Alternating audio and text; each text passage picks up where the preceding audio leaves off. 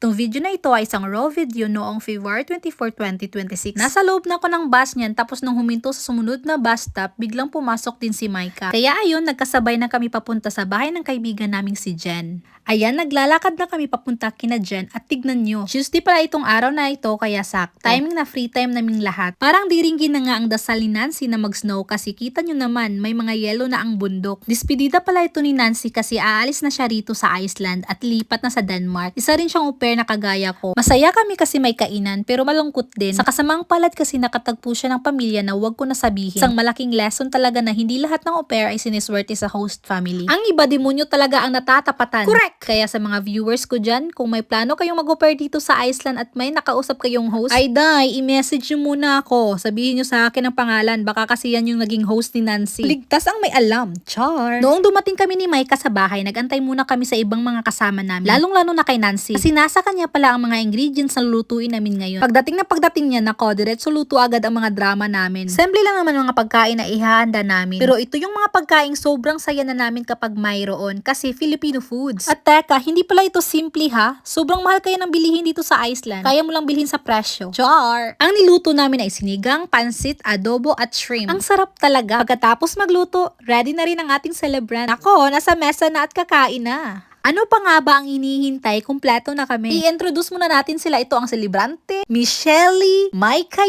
Danny, Gonarski, Maddie, at saka Cristally. Iniisa-isa ko nga pala ang mga mukha nila rito sa video para sabihin ko rin ang mga pangalan nila rito, no? Matik dayon. Habang kumakain, walang humpay ang kwentuhan tungkol sa mga bagay-bagay, lalo na tungkol kay Nancy. Alangan naman tungkol sa akin. Hindi naman ako ang aalis, di ba? At tignan nyo itong part na ito, ako na lang ang kumain ng malaking buto sa sinigang kasi walang gustong kumuha. Kawawa naman. Kaya nagpresenta na ako. Mukha akong nawawalang aso rito. Pero medyo nahihiya rin ako dito, no? Kasi tinitignan ako ng husband ng kaibigan kong si Jenny. Ang hirap naman kausapin kasi English. Char! At tumabol pala itong kaibigan kong si Grace. Siya pala yung pinalitan ko dito sa Iceland. Kaya pagkatapos kumain, syempre hindi mawawala ang kaunting inuman. Doon na lumabas ang usap-usapan tungkol sa buhay, mga problema at may kasama pang broken-hearted dyan. Totoo ba? Charot lang. At sa huling part, kinaumagahan, tignan nyo, nag-snow na talaga. Kaso hindi masyadong na-enjoy ni Nancy ang pinakahihintay niyang snow. Kasi aalis na rin siya. Grabe talaga ang snow. Bakit kasi nag-pray ka pa, Nancy? Umalis kang binigyan mo kami ng problema. Char! Char lang. So kayong mga nanonood dyan, okay ba? Okay kaayo.